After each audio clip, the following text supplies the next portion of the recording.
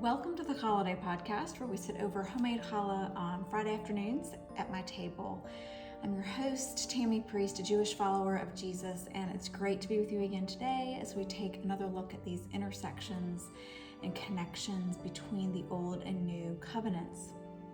Now, you probably noticed that I do not have challah with me on the table today. Instead, I have a plate of cookies. So these are called hamantaschen, and since medieval times, they've been the traditional cookie for celebrating the feast of Esther, Purim. And the reason I spent time baking these instead of challah today is because this coming Tuesday is Purim. So I've started baking cookies to send to my kiddos in college, and also for dessert when we host our life group for dinner this weekend. So hamantaschen are just plain cookies, not even really sweet like sugar cookies, and they're folded into a triangle with a little bit of something sweet inside. So there you can see. Traditionally, it's apricot filling or poppy seed filling, but I've been branching out a bit over the last few years, and I've got Nutella and Biscoff cookie butter and homemade caramel, and my new favorite is lemon curd. Anyway, if you haven't noticed from the podcast before, or my writing, or from your other Jewish friends, Judaism uses food to teach just about everything. From, matzah on Passover to potato pancakes, latkes for Hanukkah, and cheese blintzes or kind of crepes for Pentecost. We love to teach about faith with food.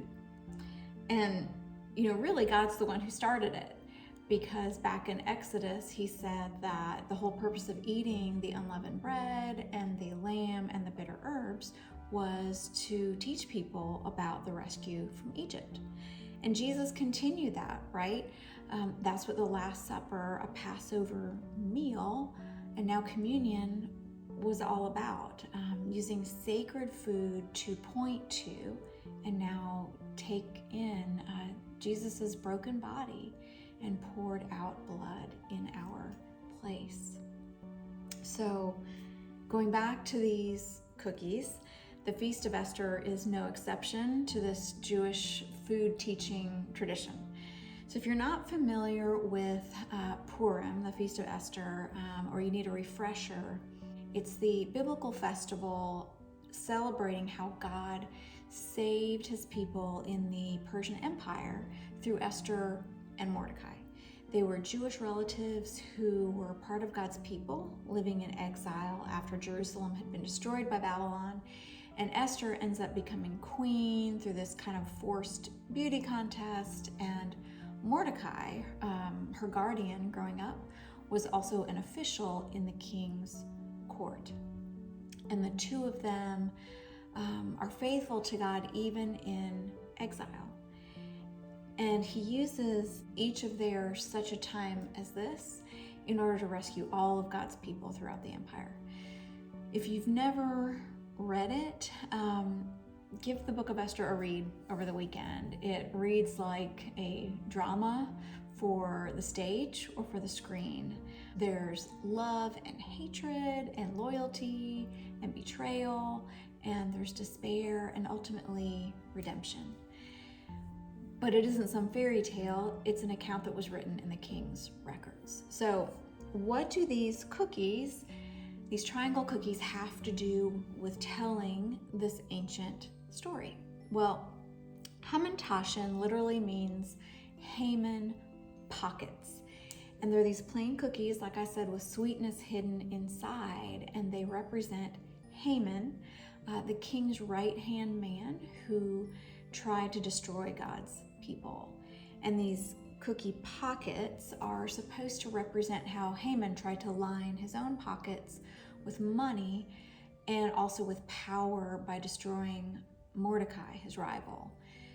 But as I've studied and taught on Esther over the years, hamantaschen also remind me of Esther.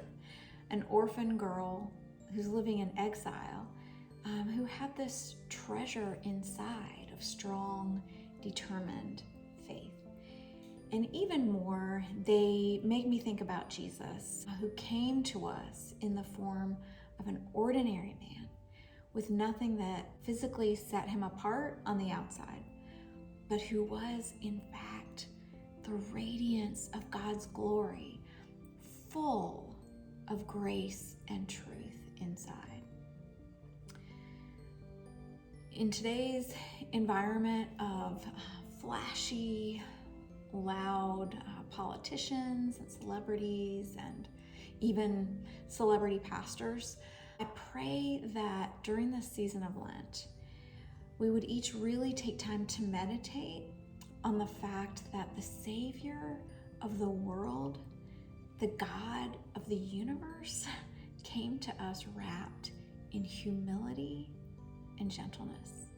On this, holiday, as we're approaching the cross of Easter, I pray that we would remember that people who dismissed the ordinariness of Jesus on the outside didn't for 1 second change the glory that he contained on the inside.